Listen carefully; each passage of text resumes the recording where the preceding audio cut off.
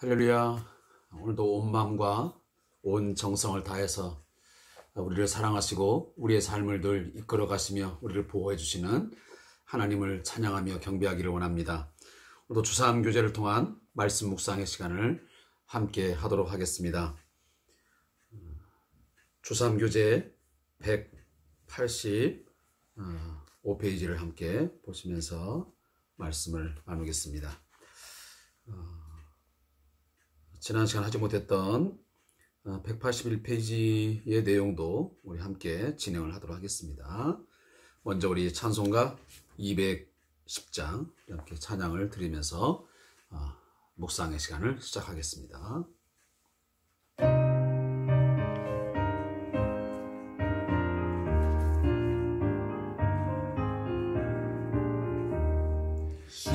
시온성과 같은 교회 그의 영광 한없다.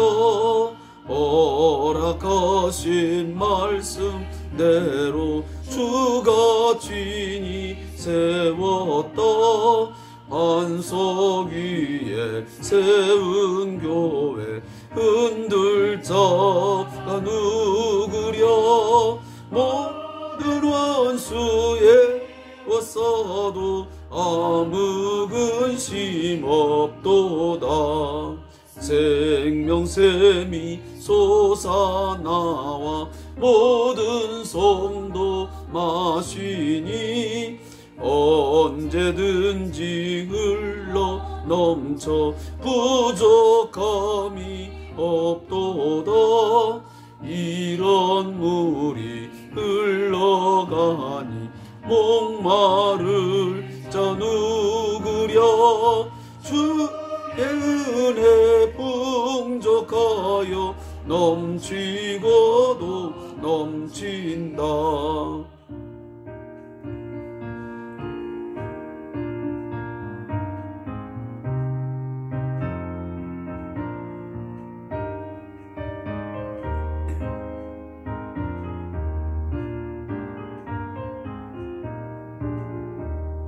주의 은혜 내가 받아 시온 백성 되는 때 세상 사람 비방해도 주를 찬송하리라.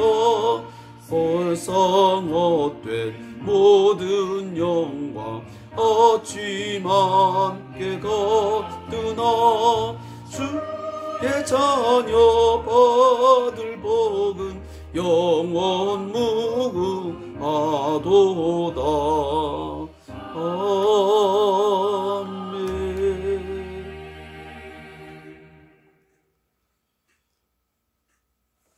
함께 묵상할 하나님 말씀은 마태복음 12장 38절부터 13장 10절까지의 말씀을 함께 찾아 읽도록 하겠습니다. 마태복음 12장 38절부터 말씀을 함께 읽겠습니다. 마태복음 12장 38절부터 13장 9절까지 말씀을 함께 읽겠습니다.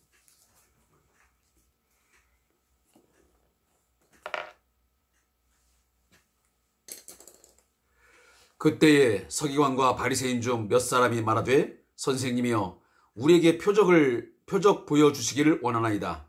예수께서 대답하여 이르시되 악하고 음란한 세대가 표적을 구하나 선지자 요나의 표적밖에는 보일 표적이 없느니라.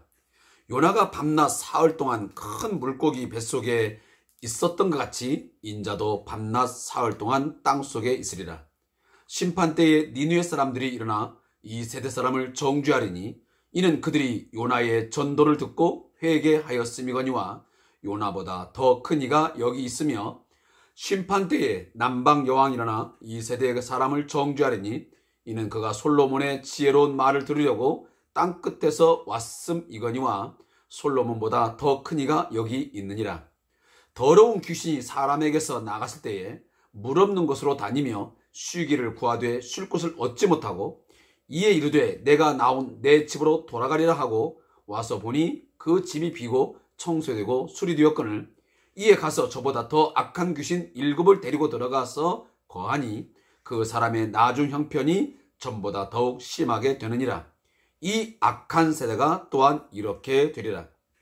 예수께서 무리에게 말씀하실 때에 그의 어머니와 동생들이 예수께 말하려고 밖에 섰더니 한 사람이 예수께 여짜오되 보소서 당신의 어머니와 동생들이 당신께 말하려고 밖에 서 있나이다 하니 말하던 사람에게 대답하이르되 누가 내 어머니이며 내 동생들이냐 하시고 손을 내밀어 제 아들을 가리켜 이르시되 나의 어머니와 나의 동생들을 보라. 누구든지 하늘에 계신 내 아버지의 뜻대로 하는 자가 내 형제요 자매요 어머니이니라 하시더라. 그날 예수께서 집에서 나가사 바닷가에 앉으시매 큰 무리가 그에게로 모여들거늘 예수께서 배에 올라가 앉으시고 온 무리는 해변에서 있더니 예수께서 비유로 여러 가지를 그들에게 말씀하여 이르시되 씨를 뿌리는 자가 뿌리러 나가서 뿌릴새 더러는 길가에 떨어짐에 새들이 와서 먹어버렸고 더러는 흙이 얕은 돌밭에 떨어짐에 흙이 깊지 아니하므로 곧 싹이 나오나 해가 돋은 후에 타서 뿌리가 없으므로 말랐고 더러는 가시떨기 위에 떨어짐에 가시가 자라서 기운을 막았고 더러는 좋은 땅에 떨어짐에 어떤 것은 100배 어떤 것은 60배 어떤 것은 30배의 결실을 하였느니라. 귀 있는 자는 들으라 하시니라. 아멘.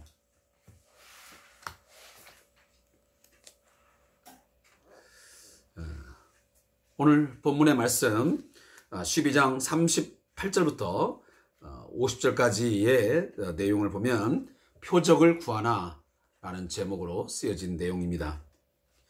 이 부분의 내용을 요약하면 예수님은 표적을 보여달라는 서기관들과 바리새인들의 요구를 거부하십니다. 보여줄 표적은 오직 요나의 표적뿐이라고 말씀을 하십니다.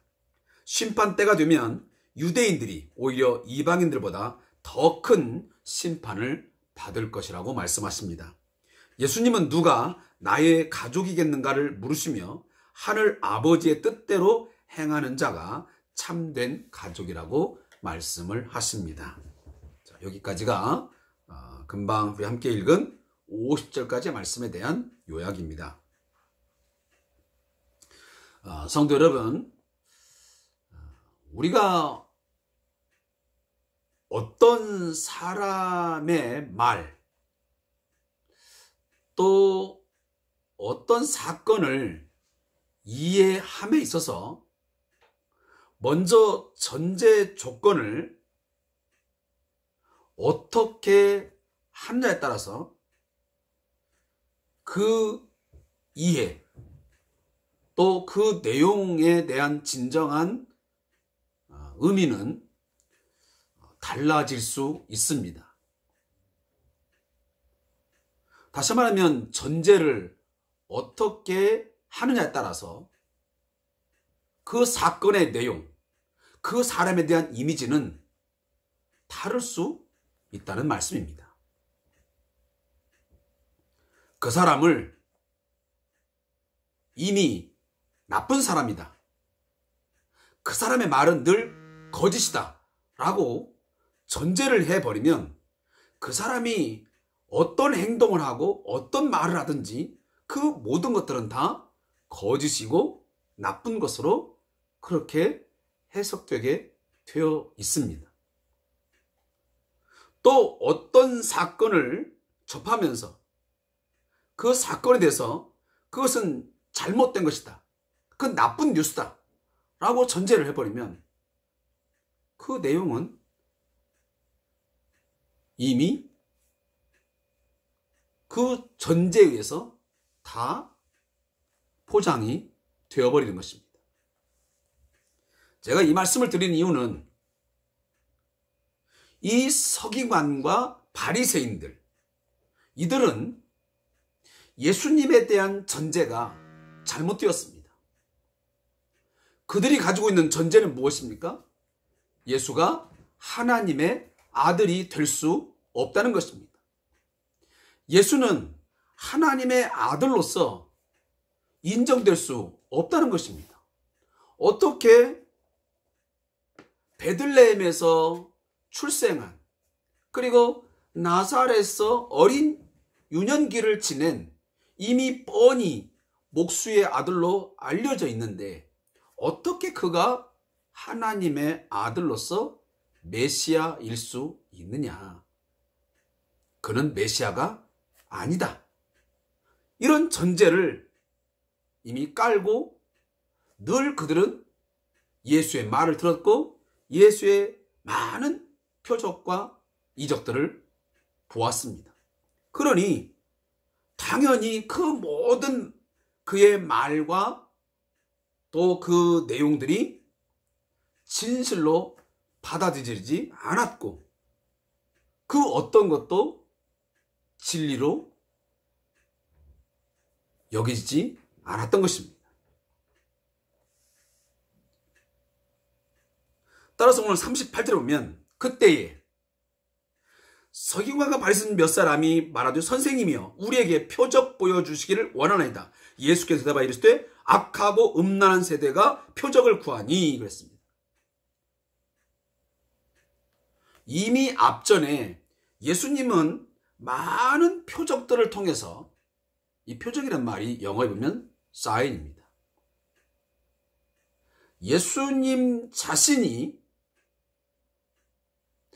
하나님께서 오래전 구약의 많은 선자를 통해서 약속하신 그 메시아임을 그는 그의 가르침을 통해서, 그의 선포된 하나님 나라의 그 말씀들을 통해서, 그리고 귀신을 내어 쫓고 또 병자를 고치시고 하는 다양한 이런 사건들을 통해서 보여주셨음에도 불구하고 그들은 그것을 깨닫지도 못했고 이해하지도 못했고 결국은 그것을 거부했습니다. 그런데 또다시 다른 표적을 보여달라고 하니 예수님은 거부할 수밖에 없었던 것입니다. 이미 너희들은 전제를 예수는 메시아가 아니다. 그는 결코 구약에 예언된 그런 메시아일 수 없다라고 하는 것을 강하게 갖고 있는데 또 다른 어떤 표적을 보여준들 그것이 무슨 의미가 있겠느냐 하는 것입니다. 그렇게 예수님은 39절에 보면 이 악하고 음란한 세대라고 말씀하십니다. 그래서 너희가 지금 또 다른 표적을 구하지만 그 표적이라는 것이 과거 선지자 요나가 보여준 그 표적밖에는 내가 더 이상 보일 표적이 없다 라고 말씀하십니다. 그러면서 요나가 밤낮 사흘 동안 큰 물고기 뱃속에 있었던 것처럼 인자도, 하나님의 아들 되시는 이 인자도 밤낮 사흘 동안 땅속에 있으리라. 다시 그분의 십자가의 죽으심을 말씀하십니다. 예수님 자신이 장차 십자가에 온 인류의 죄를 짊어지시고 대신하여 속죄의 제물로 죽으셔서 그가 장사 지내되어진 그거 외에는 내가 다른 표적을 보여줄 게 없다.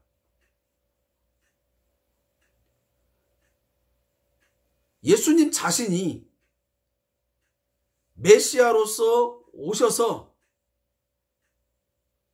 십자가에 죽으셔서 장사 지내되어지는 것, 그걸 보게 되면 그것이 결정적으로 고난받는 종으로서 하나님이 보내신 대속제물 임을 그런 분명하게 증명할 수 있다라고 말씀하시는 것입니다.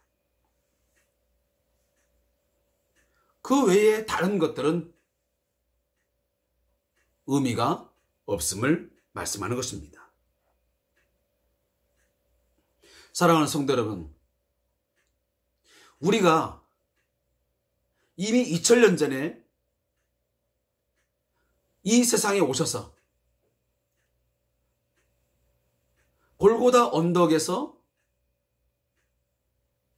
십자가에 못 박혀 죽으시고 장사 지낸 바 되었다가 3일 만에 부활하신 그 예수님의 사건, 그 팩트를 우리는 믿음으로 받아들이면서 그 사건을 통해서 우리는 저 구약에 예언되었던 하나님께서 이 세상을 죄와 그 사망 아래서 건져 주시기 위해서 보내시겠다고 하는 그 약속된 메시아임을 우리는 믿습니다. 그 또 다른 그 무엇을 통해서 우리가 믿는 것이 아닙니다. 그분의 십자가의 죽으심과 부활을 우리는 믿음으로 오직 그 예수만이 하나님의 아들로서의 메시아요 우리의 구원자이심을 우리는 확실하게 믿는 것입니다. 그를 믿으면 죄 사함 받고 영생을 얻게 되며 하나님의 자녀가 됨을 우리는 의심 없이 믿습니다.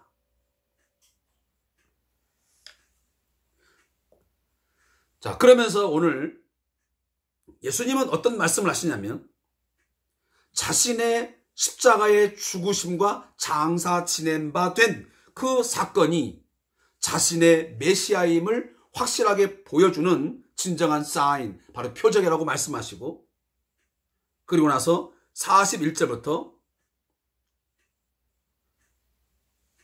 그 많은 표적들을 보면서 깨닫지 못하고 거부하고 있는 그 서기관과 바리새인들을 향해서 이렇게 선포했습니다. 뭐라고? 심판 때에 니느웨 사람들이 일어나 이 세대 사람들을 정죄하라니 이는 그들이 요나의 전도를 듣고 회개하였으므니와 요나야보다 더 큰 이가 여기 있으며 심판 때에 남방 여왕이 일어나 이 세대 사람을 정죄하리니 이는 그가 솔로몬의 지혜로운 말을 들으려고 땅 끝에서 왔음이거니와 솔로몬보다 더 큰 이가 여기 있느니라. 자, 여기 보면 자, 예수님 자신을 자, 누구와 지금 같이 일맥상통으로 묶고 있냐면 바로 요나의 그 표적을 보고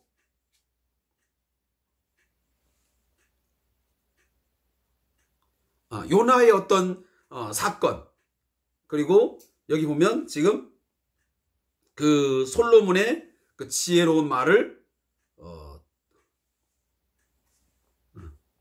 자, 이 본문에서 조금 제가 뭔가 말이 좀 엉켰습니다. 자, 제가 잘 이렇게 한번 이해하면 좋겠습니다. 예수님은 지금 이 41절 42절에 보면 자신을 어떻게 언급하고 있냐면 자신은 요나보다 더 큰 이이고, 그리고 두 번째는 솔로몬보다 더 큰 이라고 말씀합니다.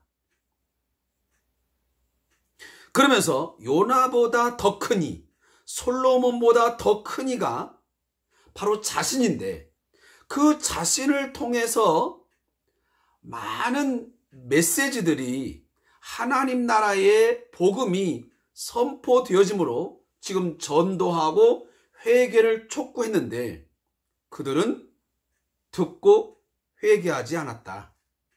누가? 이 세대 사람들이. 그 2세대 사람의 대표적인 사람이 누구냐? 바로 이 서기관과 바리새인들이.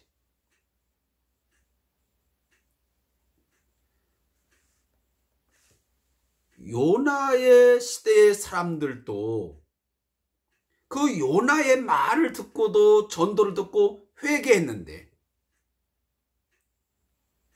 심지어 이방인인 그들도, 그리고 40여 년면 남방 여왕, 이들도 결국은 유대인이 아닌 이방인들이거든요. 근데 이방인인 그들도 솔로몬의 지혜로운 말을 들으려고 땅 끝때부터 와가지고 그 솔로몬의 말을 듣고 감탄을 했거든요. 그런데 유대인인 이 서기관과 바리새인들은, 그 세대의 사람들은 요나보다 더 크고 솔로몬보다 더 지혜로운 그분이 지금 자신들 앞에 나타나 말씀을 전하고 있는데, 하나님 나라의 복음을 선포하고 있는데, 그걸 듣고도 깨닫지 못하고 거부하고 있으니 너희들은 하나님의 심판때에 반드시 정죄를 당하게 될 것이라고 말씀을 하십니다. 그러면서 이 더러운 귀신이 물 없는 곳을 막 돌아다니다가 쉬기를 구했는데, 그동안 쉬지 못했는데, 어느 집에 가보니 그 집이 비고 청소되어서 잘 수리됐어요. 그래서 밖에 가서 악한 귀신, 더 악한 귀신 7, 자 여기 7이라는 숫자가 나왔습니다. 7은 완전수예요. 아주 완전한 그런 큰 무리들을 데리고 들어가서 그 집에 거하게 된다.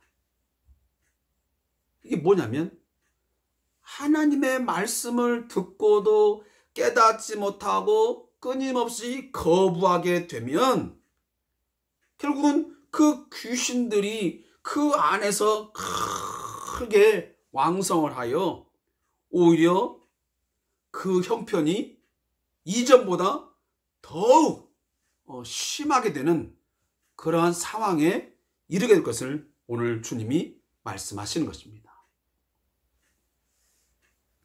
사랑하는 성도 여러분, 예수님은 요나보다 더 큰 이심을 우리 믿습니다. 그리고 솔로몬보다 더 큰 이가 되심을 믿습니다. 그는 진정 하나님께서 율법과 선자를 통해서 약속하신 우리를 죄와 죽음 아래에서 건져주시기 위해서 보내어진 하나님의 아들 메시아임을 우리는 믿습니다. 그를 믿는 자마다 영생을 얻게 되고 죄사함마다 하나님의 자녀가 됐음을 우리는 믿습니다. 더 이상 어떤 표적을 보여줘야만 예수님이 하나님의 아들 구원자이심을 믿는 것이 아닙니다. 나에게 많은 돈을 벌게 해 주셔야만, 내 질병을 고쳐 주셔야만, 어떤 내 현세적인 그런 문제를 해결해 주어야만 그분이 나의 구원자가 되는 게 아닙니다. 내가 인정을 하고 안 하고의 문제가 아닙니다. 이미 그분은 하나님의 아들로서 이 세상을 구원하는 메시아로 그는 오셨고 우리에게 선포되었고, 그분은 십자가에 죽으셨다가 장사 지낸 바 되었다가 3일 만에 부활하셨고, 그는 부활 승천하여 오늘 높임을 받아 우리의 주와 그리스도 메시아로서 오늘도 하나님 보좌 우편에 앉아 계셔서 온 세상을 다스리시고 우리의 삶을 주관하시는 줄로 믿습니다. 그는 또다시 이 세상의 심판주로 마지막 날에 심판때에 이 세상에 다시 오실 것이고, 그는 만왕의 왕으로서 다시 선포될 것임을 우리는 믿습니다. 여러분, 끝까지 어떤 더 이상의 표적을 구하지 말고 예수님의 십자가의 죽으심과 부활과 승천, 그걸 우리가 믿는다면 끝까지 오직 나의 구원자에는 예수 그리스도 한 분뿐임을 우리가 믿고 살 수 있기를 바랍니다. 그리고 마지막 부분에 보면 예수님은 진정으로 누가 그의 가족인지를, 참 가족인지를 선언하고 있습니다. 오늘도 예수 앞에 찾아온 그의 어머니와 동생들을 보면서 이 내용이 보면 너무 지나친 표현이 아닌가라고 생각하지만, 그렇다고 해서 예수님이 자신의 어머니와 동생들을 매정하게 대한 것 아닙니다. 그 진정한 의도가 무엇입니까? 그렇게 말하는 예수님의 그 의도가 무엇이었는가를 우리가 아는 것이 중요합니다. 예수님의 의도하신 뭐냐면, 예수님을 통해서 만들어지는 새로운 가족,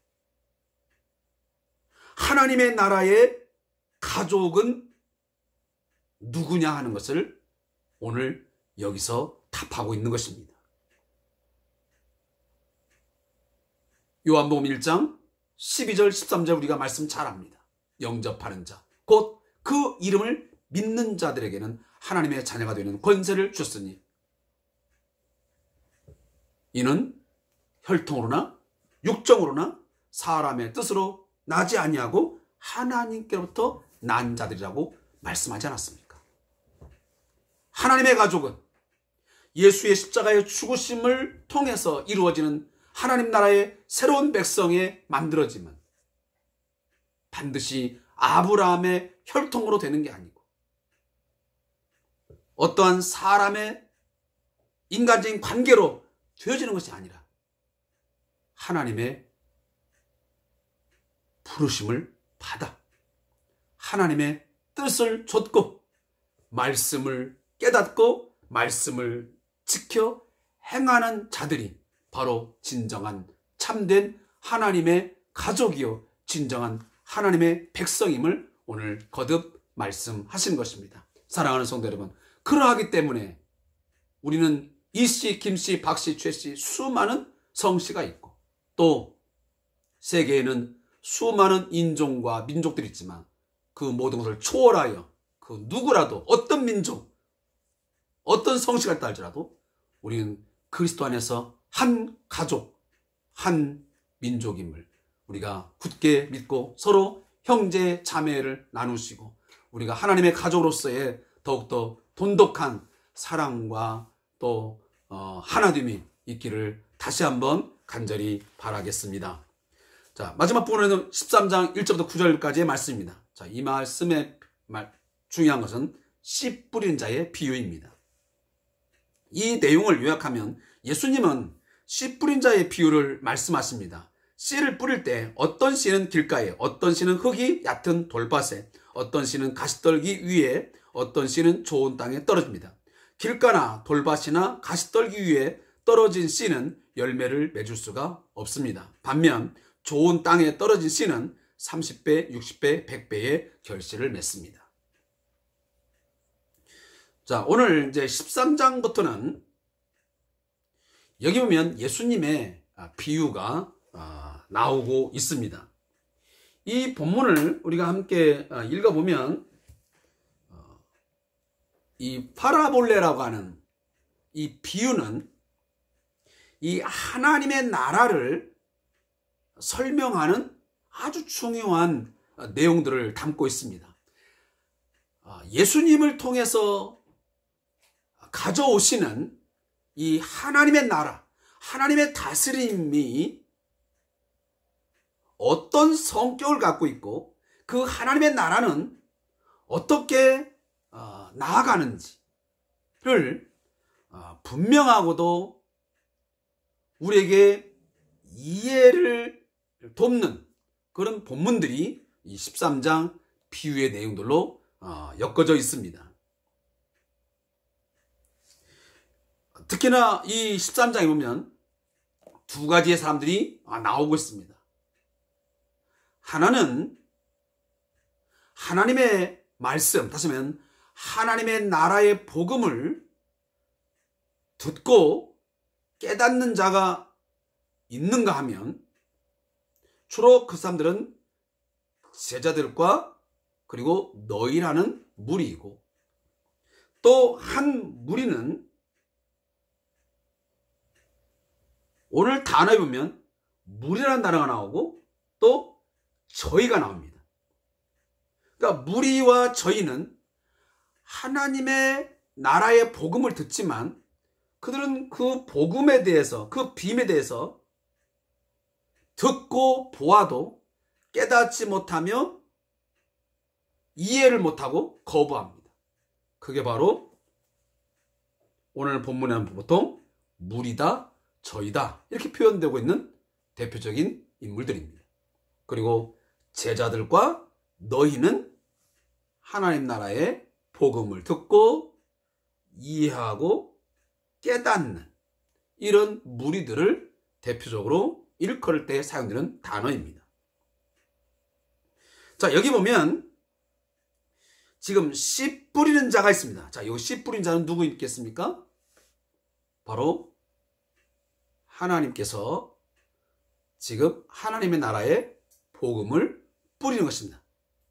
결국은 예수님의 사역들을 통해서 복음이 선포되고 가르쳐지고 있습니다. 그런데 그 복음이 일부분은 길가에, 일부분은 돌밭에, 일부분은 가시떨기 위에, 그리고 마지막은 좋은 땅에 떨어집니다. 자, 문제는 이 본문에서 가장 중요한 뭐냐면 씨가 문제가 아닙니다. 다시 말하면 하나님 나라의 복음 자체가 문제 있는 것이 아니라는 것입니다. 두 번째는 하나님의 나라의 복음이 이 씨가 지금 떨어지고 있습니다. 뿌려집니다. 선포됩니다. 가르치고 있습니다. 그런데 이 복음을 받아들이는 이 세상의 사람들이 문제인 것이죠. 그 세상의 사람들이 어떤 태도로, 어떤 마음으로 그 하나님 나라의 복음을 받아들이냐에 따라서 열매를 맺기도 하고 열매를 맺지 못하는 두 양상이 나타나고 있습니다. 여기서 우리가 한 가지 기억해야 될 것은 이 세상의 모든 사람들은 하나님의 나라의 복음을 듣고 있다는 것입니다. 오늘 수많은 사람들이 하나님의 나라의 복음을 유튜브를 통해서 아니면 방송 매체를 통해서 또한 어떤 사람들을 통해서 그 사람들이라는 것도 어떤 목회자를 통하여 또 친구나 가족 수많은 사람 통해서 복음을 듣습니다. 예수가 누구신지 우리가 진정 죄와 사망 아래에서 건짐받고 구원받기 위해서는 어떻게 해야 되는지 복음을 듣습니다. 그리고 하나님 나라의 그 영광스러움, 그 하나님 나라에 들어가게 되면 어떤 복을 누리게 되는지 수없이 듣고 있습니다. 그러나 어떤 사람들은 그 복음을 듣고 얼마 동안은 유지하지만 그것을 유지하지 못하고 세상으로 돌아가는 사람이 있고 이런저런 이유로 믿음에서 떠나가는 사람들이 있습니다.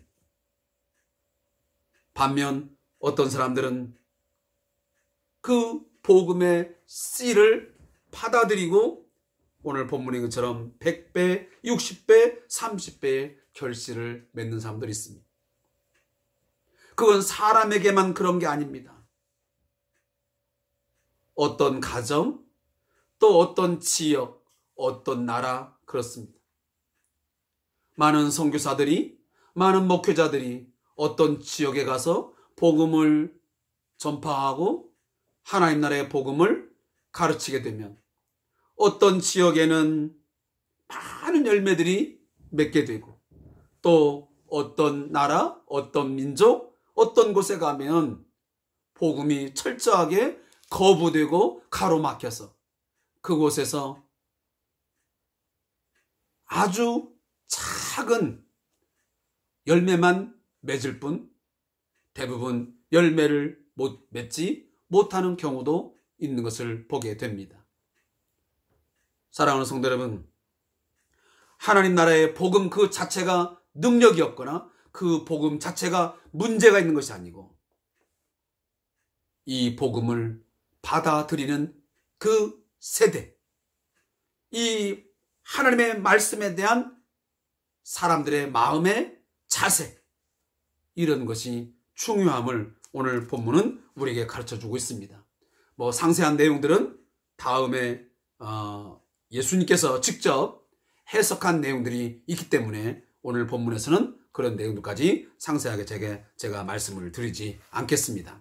자, 저자의 묵상을 읽고 오늘 말씀을 맺겠습니다. 하나님의 말씀은 어떤 면에서 씨앗과 같습니다. 씨앗 중에는 싹이 날 수 없는 것도 있지만 하나님의 말씀은 살아있고 능력이 있는 영생의 말씀입니다. 받아들이기만 한다면 놀라운 열매를 맺게 될 것입니다. 하지만 아예 말씀을 듣지 않는 사람도 있고 믿음의 길에 들어서는 것 같았는데 여러 가지 이유로 신앙을 포기하기도 합니다. 환난이나 박해, 세상의 염려와 재물의 유혹 등이 믿음에서부터 떨어지게 하는 요인들입니다. 우리가 이 세상을 살아가는 동안에 방해가 아예 없을 수는 없습니다. 하지만 환난이나 박해, 세상의 염려와 재물의 유혹이 있더라도 믿음을 끝까지 붙드는 자가 열매를 맺습니다.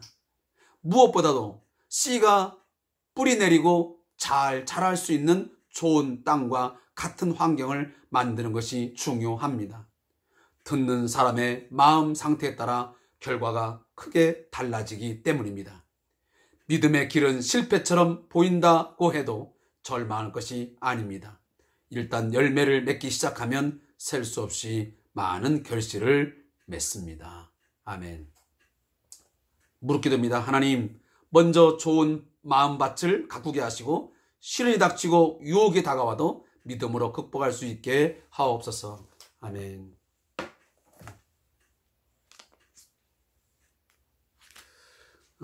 오늘 우리들의 가정, 또 우리 교회 공동체의 어떤 상태, 그리고 우리 어떤 지역민, 우리나라와 우리 민족의 어떤 상태, 이런 것들은 과연 좋은 땅을 갖고 있는지, 아니면 오늘 앞에 있는 세 가지의 그 땅, 열매 맺지 못할 수밖에 없는 그런 상태에 놓여 있지 않는지를 한 번쯤 깊게 살펴볼 수 있는 그런 계기가 되었으면 좋겠습니다.